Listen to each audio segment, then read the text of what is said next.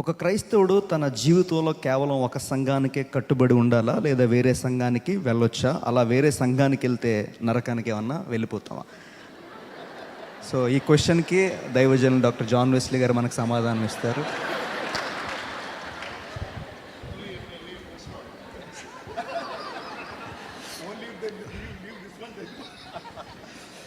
మీరు ఎందుకు నవ్వుతున్నారో నాకు అర్థం అవ్వలేదు. చాలా మంచి ప్రశ్న కదా. జీవితాంతం ఒకే సంఘానికి వెళ్ళాలా, లేదా ఏదైనా కారణాన్ని బట్టి సంఘాన్ని మారిస్తే ఇక డైరెక్ట్గా నరకానికి వెళ్ళిపోతామా?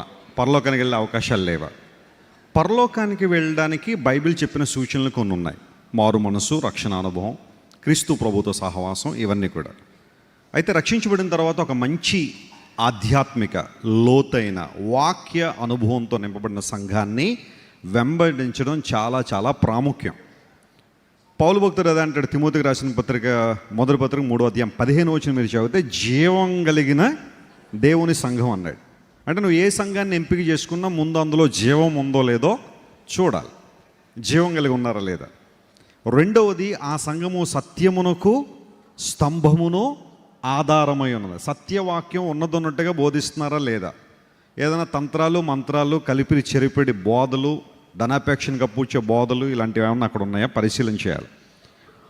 దేవుని వాక్యం ఎక్కడైతే విరివిగా దొరుకుతుందో ఆ ఆధారితమైన సంఘంలో ఉన్నప్పుడు, మొదటి కీర్తనలో ఉన్నట్టుగా నీటి యోరన నాటబడిన చెట్టు ఆకు వాడిపోకుండా తన కాలం ముందు ఏమవుద్దట, ఫలిస్తుంది. ఆకు వాడక తన కాలం ముందు ఫలించే చెట్టులా ఉంటారని. అయితే గమనించండి, కొన్ని సంఘాలు, అంటే సందర్భం వచ్చింది కాబట్టి చెబుతున్న విచారం ఏంటంటే, కొన్ని సంఘాల్లో వాక్యం లేదు, పరిశుద్ధాత్మ దేవుని యొక్క నడిపింపు అక్కడ ఉండదు, రాజకీయాలు, గందరగోళాలు, తన్నుకోవడాలు, కొట్టుకోవడాలు, కానుకల కోసం దెబ్బలాడుకోవడాలు, ఆ తర్వాత రకరకాల కార్యక్రమాలు, ఇవన్నీ కొన్ని చోట జరుగుతున్నప్పుడు పరిశుద్ధాత్మ దేవుడు సమాధానానికే కర్త కానీ అల్లరికి కర్త కాడు. అందును బట్టి అందులో దేవుడు లేడు అని చెప్పడం పెద్ద కష్టమేం కాదు, అది ఎవరినో నిందించడం కాదు. ఎక్కడైతే దేవుని వాక్యం పుష్కలంగా అందుతుందో, పరిశుద్ధాత్మ దేవుడు సంచరిస్తున్నాడో, సూటిగా నీకు దేవుని వాక్యం నీ హృదయానికి తాకుతుందో, అలాంటి జీవం గల సంఘంలో నాటబడాలి. ఇప్పుడు సంఘాల్లో కొన్ని విధానాలు ఉంటాయి. ఒక్కో సంఘంలో ఒక విధానం ఉంటుంది, ఇంకో సంఘంలో ఇంకో విధానం ఉంటుంది. విధానాలు వేరు, డాక్ట్రిన్ వేరు. దైవికమైన సిద్ధాంతాలు, దైవికమైన అనుభవాలు, అవన్నీ ఒక పునాది లాంటివి, వాటిని ఎవరో మార్చలేరు. కానీ విధానాలు కొన్ని ఉంటాయి. కొంతమంది అంటారు, మా సంఘంలో అందరూ కింద కూర్చుంటామండి, మేము ఎంత హంబుల్లో ఉండి అంటారు చాలామంది. కింద కూర్చోవడం మాత్రమే హంబుల్నెస్ కాదు, వాళ్ళకున్న సౌలభ్యం లాంటిది. కూర్చోవాలనుకుంటే ఎవరైనా కింద కూర్చోవచ్చు, లేదా కుర్చీలో కూర్చున్నంత మాత్రాన నువ్వు పరలోకానికి వెళ్ళవని బైబిల్ ఎక్కడ లేదు. అందుబట్టి ఎప్పుడు నేను చెబుతాను, ఎసెన్షియల్స్ అండ్ నాన్ ఎసెన్షియల్స్, చేయాల్సినవి ప్రత్యేకమైనవి కొన్ని ఉన్నాయి. కొన్ని ఆ కల్చర్ని బట్టి, ఆ ప్రాంతాన్ని బట్టి, లేదా సంఘ నాయకత్వాన్ని బట్టి కొన్ని విధానాలు మార్పు ఉంటుంది. మా సంఘంలో అందరూ తెల్లబట్టలు వేసుకుంటారు కాబట్టి మేము పరలోకానికి వెళ్తామంటే, మరి మాలాంటి నల్ల సూట్లు వేసుకున్న వాళ్ళు ఎక్కడికి వెళ్ళాలి? తెల్లబట్టలు వేసుకోవడం తప్పు నేను అంటలేదు, దట్స్ ఎ డ్రెస్సింగ్ స్టైల్. అందును బట్టి తెల్లబట్టలు వేసుకుంటేనే పరలోకానికి వెళ్తాం అనేది సరైన పద్ధతి కాదు. ఒక ఏరియా ఉంది, పేరు చెప్పడు, కానీ అందులో ఒక ఆయన ఏమంటాడంటే, మా సంఘానికి వచ్చే పురుషులే ఒక్కరు కూడా మీసాలు ఉండకూడదు అన్నాడు ఆయన. మీసాలు ఉంటే ఎక్కడికి వెళ్ళరట పురుషులు? బైబిల్ ఎక్కడైనా నీకు మీసం ఉండొచ్చు, నువ్వు పరలోకానికి వెళ్ళవని ఉందా బైబిల్ ఎక్కడైనా? లేదా.